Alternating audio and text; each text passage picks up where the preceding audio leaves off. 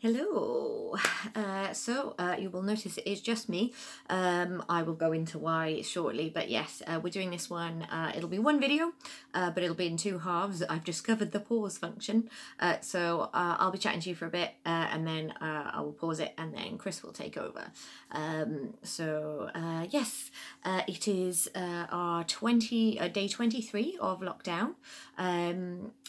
Which makes it April the 12th, although I am telling a bit of a porky actually because it is after midnight. It is actually now about 2:30 in the morning.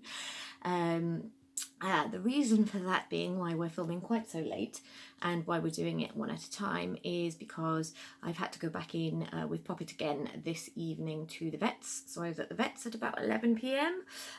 She needed to have her dressing changed because basically she peed on it, so it was all not very hygienic, but also if it gets wet it constricts, which can cause problems for the actual recovery of the leg. So I had to go take her in for an emergency bandage change.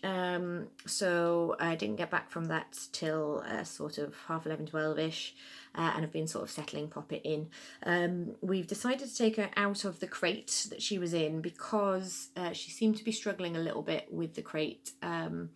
She's trying to get used to the leg feeling weird. So she'd try to stand up but then feel the cast and sort of flip her back leg all over the place. I think trying to kick it off or sort of, I don't know, make sense of what's going on back there. But because the crate was quite confined, she was whacking it quite full force against the side of the crate. And she's got some, as they sort of stressed to me, very delicate pins and a splint in there. So that's why she can't jump. That's why they recommend cage rest, is so that she can't sort of be too mobile. But I actually think having a little bit more space might just allow her the room to sort of get her feet with a bit of space around her. So we're trying that. So basically while I was at the vet this evening, Chris has been emptying our box room. So all of the furniture has been removed from there, and we've made a little sort of padded cell basically. So she's got sort of a bit that's all soft and comfy, and the other end's got sort of a litter tray and lots of puppy pads. So hopefully in the long run that's going to be slightly better. In the short term though, she is livid. She is absolutely very angry with the entire world, particularly me, but which is very hard to watch, and it's sort of quite upsetting, because she doesn't understand that you're trying to help. And so what's currently happening is she's exhausted and she's trying to sleep, and then every time she shifts her weight she feels the pain, I assume, and then growls and yowls and just generally kicks off. And if you happen to be the one that is there when she does it, she will direct that at you. So yeah, I've had a few claws and a few hisses and spits, but just when she does sort of get up on her feet, you've just got to kind of hold her back end down a little bit because she sort of flips it backwards and then hurts herself basically. Yes, so we're gonna do this I probably look exhausted. I have bugger all idea what's going on in the real world today because we went to bed last night after having done the blog and got it uploaded. We had a couple of we probably had about an hour or so, maybe an hour and a half, to watch a few episodes of Red Dwarf, and then we went to bed. So it was probably about 1:30 when we went to bed, and then basically Poppet didn't sleep. She was yowling and wanted company to begin with. She sort of, when she could see me, she would sleep, but as soon as I moved back into the bed, she'd start meowing. And so I spent quite a lot of the evening sat next to the cage or sort of with the door open, feeding her if she'd eat and sort of trying to give her a bit of comfort. And then at about 6 this morning, Lucy decided it was time for breakfast.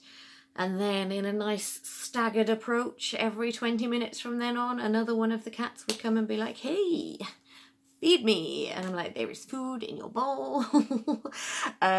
So when Chris woke up, the plan was, because we were weaning, yesterday evening was her last dose of the good drugs. the opiates that she was on.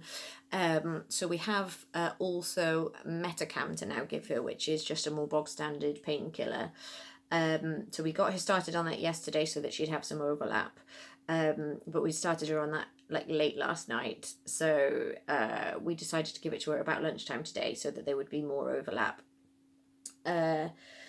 So the plan was we were going to give that to her at about 12, but it was about 11 and I still hadn't gone to bed, and Chris woke up and I was sat next to the cage with my head against the cage, my hand in the cage on Poppet, basically asleep. And Chris took pity on me, so just went, go to bed, I will look after her for now. But by the way, he's not ignoring me and just ignoring Poppet, he just sleeps like the dead and I don't. And I think at the moment my anxiety is a bit heightened as well, so I'm lying in bed and I hear the slightest and I'm like, whoa, and I'm straight out of bed next to the cage looking at her, seeing if she's okay. So yeah, he's not doing anything wrong, it's just I'm hyper vigilant at the moment. So yeah, so then bless him, he took sort of watch and I went to bed for a few hours. So I have had a few hours sleep today. And then yeah, we noticed that her foot, one of the things they'd told us to watch out for was whether or not it was either hotter or colder than her other feet. It was hot and it was clammy, and there was sort of a liquid all around her toes.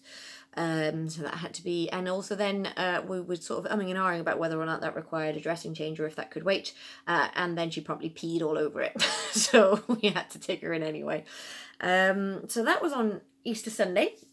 So that was fun. That was an emergency visit. Thankfully, it will come under the insurance, and there's still a little bit of money left up to my upper limit on that. That is going to be exceeded, basically, because she's going to pee on her dressing several more times before this is over, because she's going to be wearing it for 8 weeks, and she can't stand, so she can't really use the litter tray. I'm hoping that will get better, though. But yeah, so it's going to be expensive and it's not going to be much fun. Also, she's furious. So none of us are having a lot of fun at the moment.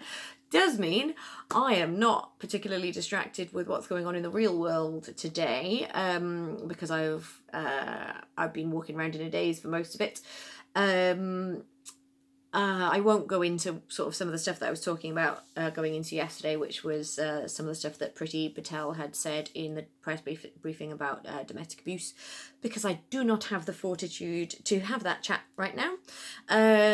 So I will leave that there, but we'll probably come back to that another day when I'm feeling better, able to brace myself for it. Plus, I have no idea what Chris is going to talk about with you when he comes down. Bear in mind, poor love, it will be about 2:45 when he comes down, maybe slightly longer, depending on how quickly we can switch over. So bless us both. This is not going to be the most entertaining blog we've ever done, but I've sort of made my mind up that we're going to do them every day, come hell or high water. So here we are. But yeah, this is probably going to go up late. I'm going to get it recorded tonight, but it's probably going up tomorrow because it takes a while to upload. Plus, I've got to come up with something to say about it, and I'm not capable. So here we are. So yeah, that's kind of the situation with Poppet. That's going to be the situation for a while. So I suspect I'll be a bit sleep deprived for the next few days. I think I'm going to be sleeping in the box room on the floor with Poppet tonight. Because I won't really be able to hear her from the bedroom, and also she's getting used to this new dressing, which is a slightly different size. So I think just being on the floor with her, where she can see me, but also where I can sort of react to her if she needs me, and then kind of go straight back to sleep, might be better fibre-wise, might be better for the amount of sleep I'll manage to get in total. And also Chris should hopefully get like a whole night's sleep as well, and then we can sort of take shifts tomorrow. So yeah, real world stuff. I think is again, we're still in the sort of plateau, the 900 and something death rate again. The one thing that is becoming more prominent, I'm noticing, is specifically the deaths of NHS workers who have worked with COVID patients, of COVID, obviously. that's creeping up. There's been a little bit of dissension about the numbers on that, because actually, obviously, there's been a few more since it was announced, but in the press briefing, I think it was today, apparently it was quoted as saying that there were 19, but that was immediately refuted by, I think, one of the nursing unison what's the word I mean? Unions, that's the one. I think it might be called Unison, that might be what I'm doing there, but yeah, who said it's actually 28. I've noticed this evening a few more have been announced, so I think that's the new and creepy and upsetting death toll that we're going to be noticing, because obviously they're going to be people who've been exposed once people have been very sick and in hospital, so then their incubation period is now starting to kick in, and obviously they'll have had repeated and quite serious exposure, so not helped by the serious lack of protective equipment, which is still very heavily being discussed.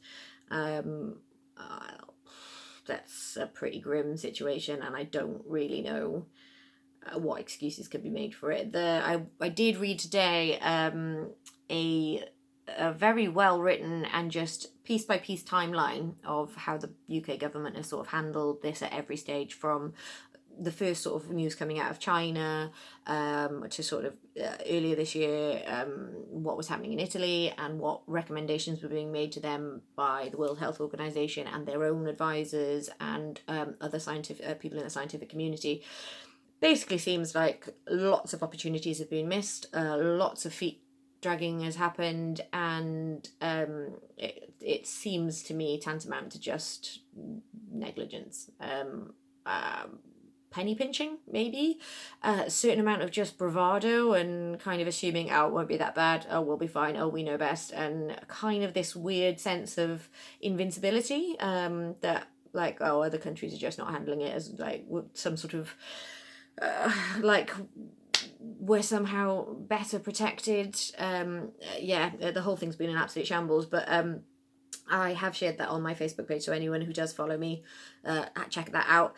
I will, if I remember, put it in the notes on the blurb if anyone wants to have a look at that, because it really does sort of, it's well sourced. It's not from a well-known sort of website. I hadn't heard of them before, but it's literally sourced and quoted all the way through, and it's just a piece by piece timeline, and it's pretty damning. So that's grim. And that seems to be the ongoing theme, that it's all pretty grim. So I sort of feel, there it is again, I feel somewhat stupid and selfish to be focusing all of my attention on a sick pet right now, but at the same time, that's the only thing I've got to focus on, and I love her and she's suffering, and that's not nice to deal with. But yeah, I do realise that many more people have much bigger problems, so I do feel like I'm aware of the sort of absurdity of that being my focus of attention, but at the same time I'm locked in a house with a sick kitty, and she's suffering and struggling, and that's not nice to see, and I'm trying to do everything I can to make it better for her, but it's not much fun. But yeah, so do forgive me if I'm a bit cat focused and a bit sleep deprived for the next few days, but we're doing this to document what's going on, and that is what's going on with our lives right now. So that's just the long and short of it, I'm afraid. So yeah, I think I'll probably wrap that up there and hand over to Chris, who hopefully will be more entertaining. Yeah, so I'm going to pause this now. Hopefully that will work, and we'll see you again tomorrow. I'm not going to curse myself again by saying hopefully I'll be having a less stressful day. So I'm just saying hopefully I'll still be alive tomorrow, and we'll see how our days are going. But so yes, I will pause this now. If I was cleverer with editing, I'd do some sort of like, and then Chris could unclick it, but that's just too naff, and I'm too sleepy for any of that nonsense. So I'm going to pause it, and I will turn myself into Chris. See you tomorrow.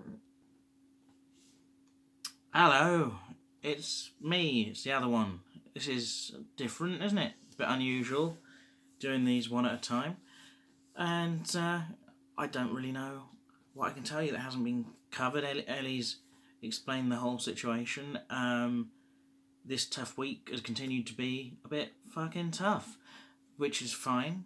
And it's actually a lot easier for me than it is for her. I think she's been, doing a lot of the hands-on kind of care with Poppet, and I've been trying to support her and cook things and do a bit of tidying and help her out where I can. But yeah, she's been mostly in charge, which I think is how she'd prefer it, because she absolutely dotes on Poppet. I don't think she'd be very happy kind of, just leaving me to it and so yeah.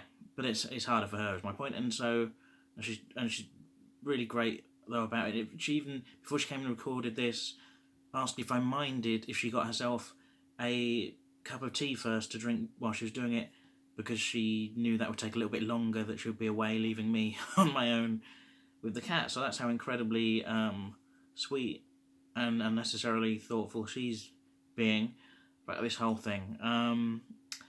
So yeah, I can't complain at all about anything.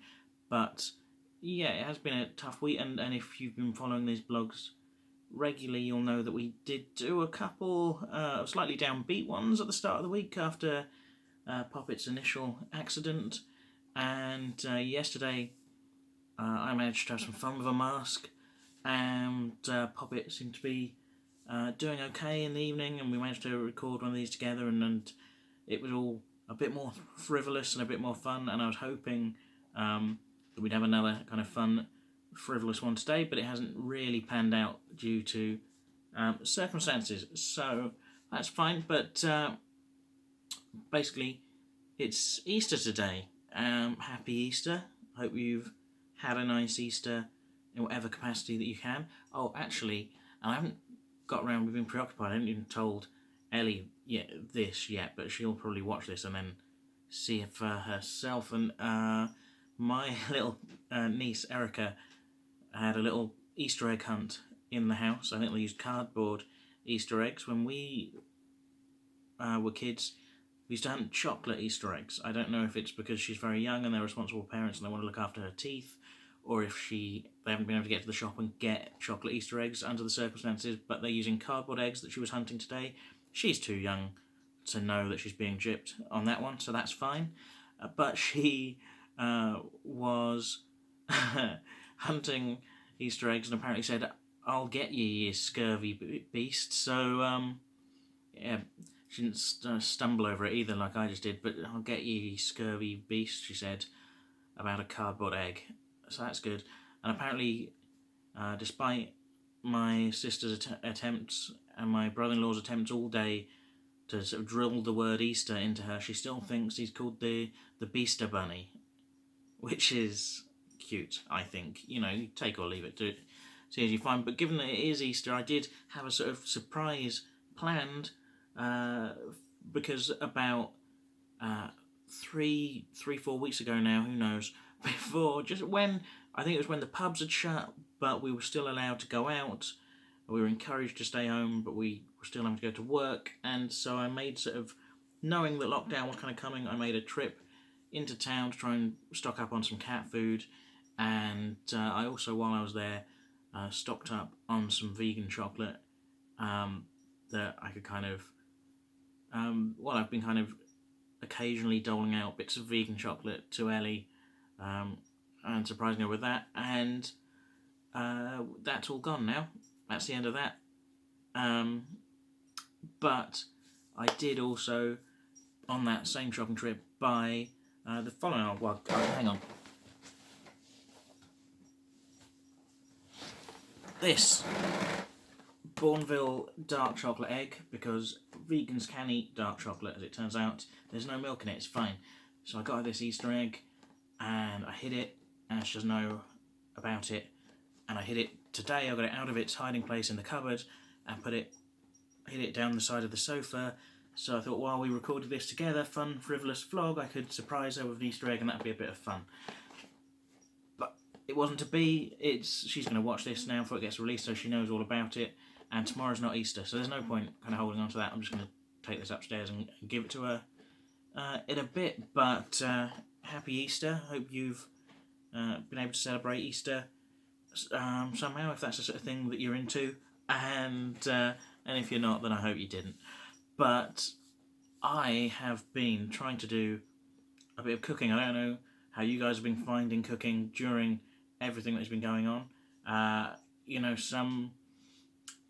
think when it first started, I was almost quite excited about the idea of like we're going to be shut in and we've just got to use what's in the house, and it's going to be like a kind of almost like a blitz spirit. We're going to use up all the stuff in the cupboards that's always sat there and you never quite get around to finishing up sort of jars and curry pastes and bags of rice and things like that. We're going to kind of empty out the cupboards and just kind of use up all the bits and be very frugal, and then I hit a bit of a bump in the road where I just wanted to eat junk food.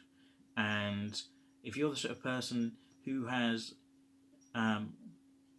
if you're not this sort of person, you'll have met the sort of person who says, "Oh, I can't keep biscuits in the house. I can't keep biscuits because I can't.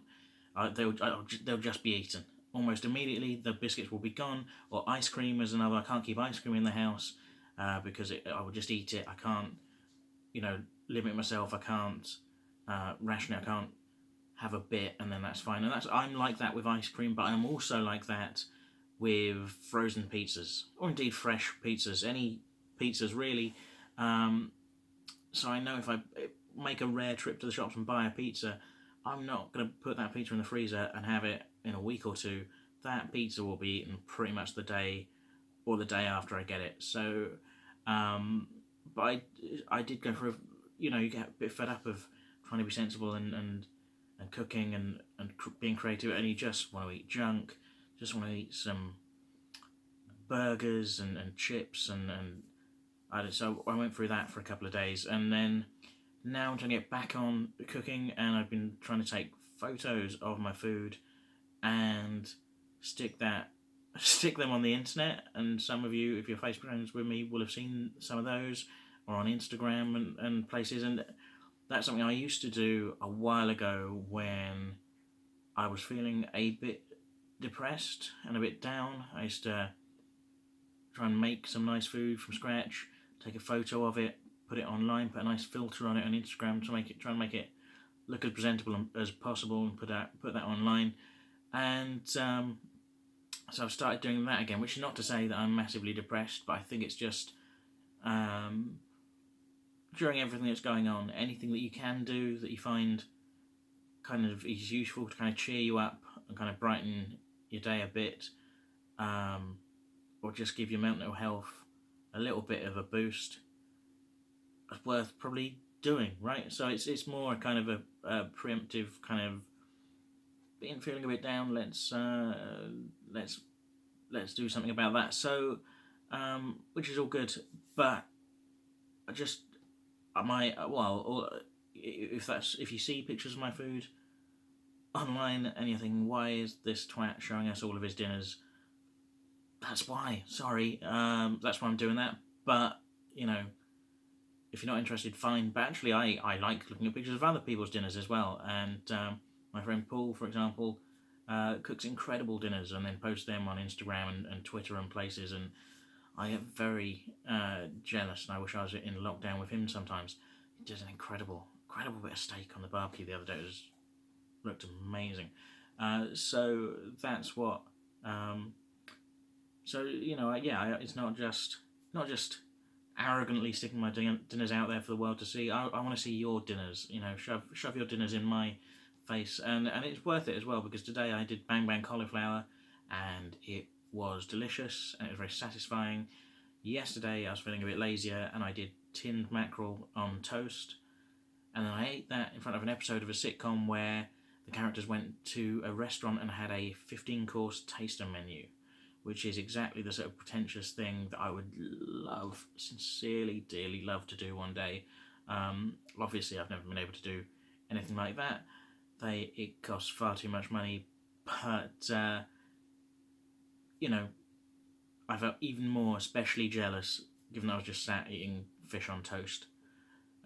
So it's nice when I do make an effort to make some nice food and look after myself and treat myself in that way. That's good. And if I can make something nice for Ellie too, that's good too. So I don't know if I had anything else to say on that subject, or if I've reached a conclusion or anything. Other than maybe give that a go if you're feeling a bit down. Give food and take photos and put it online. And if you feel a bit self-conscious doing that on your news feed, then there are, actual kind of foodie groups on Facebook that you can find where people do that sort of thing, so you don't have to put it up there for all your mates to see. If you feel a bit self-conscious about that, just find a food lovers group and do that. And if you're not into food and if you don't care about any of this, then just, I don't know, find your own thing and do that instead, right? That'll work, right? Just whatever it is that you like doing or sharing or enjoying, then indulge yourself in that a bit. I think, why not? At the minute, treat yourself. Indulge whatever hobby or whatever thing it is that cheers you up or gives you a boost. There's not much point in not doing that, unless I suppose it's a harmful addiction, in which case ignore everything I just said. Don't do that. Don't indulge your harmful addictions. Don't indulge any habits that are unpleasant for the people around you, such as, I don't know, learning recorder.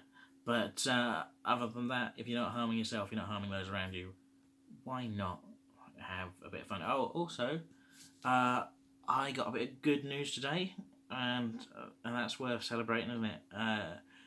I think, yes, I pitched an article. You can tell I'm tired, I think, in this. I think that's the take home message from this. And Ellie, with her fibromyalgia and barely sort of sleeping, she's a lot lighter sleeper than I am. And any time with a cat, the sort of shift, she's up and awake and not really sleeping. And I've been sleeping a lot better than that, and I'm still tired. And I'm back on energy drinks for the first time in about a month since all the whole lockdown happened. So yes, that's the take home message of this thing. So I apologise for how sort of stumbling and incoherent I feel like I'm being. I can't imagine there's much entertainment value in this, but maybe you had the good sense to just switch off after Ellie's bit, and I wouldn't have blamed you at all. If indeed you're watching this at all, and if you are not watching this at all, then I don't blame you for that either, but you'll never see this, so, you're probably just skimming past these vlogs every day as they appear on your Facebook feed and imagining that I'm furious that you're not watching them. And I'm not. I couldn't care less. But you won't know. You literally won't see this. And if you are seeing this, you are watching it, and that's delightful. Well done. Thank you. I can only apologise for the state of me this evening. What is this? What rambling?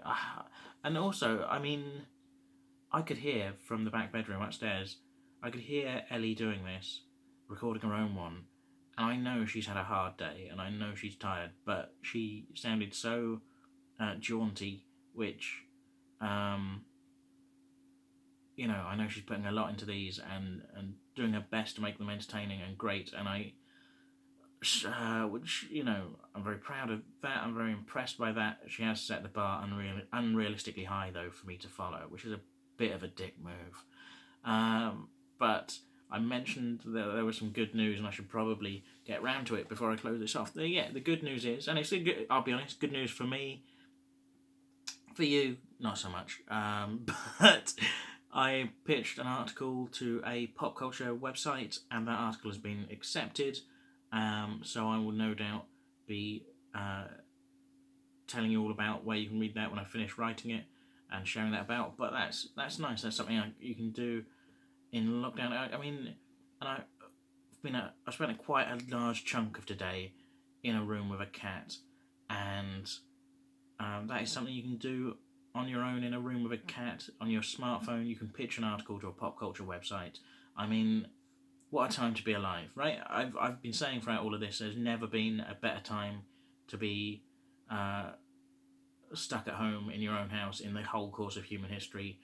And the same thing holds true of there's never been a better time in all of human history to be stuck in one room for a prolonged period of time with a grumpy cat, because smartphones exist now, right? And Nintendo Switches and all of these things. You might not have a Nintendo Switch. You just swap whatever thing that you have, books, Kindles.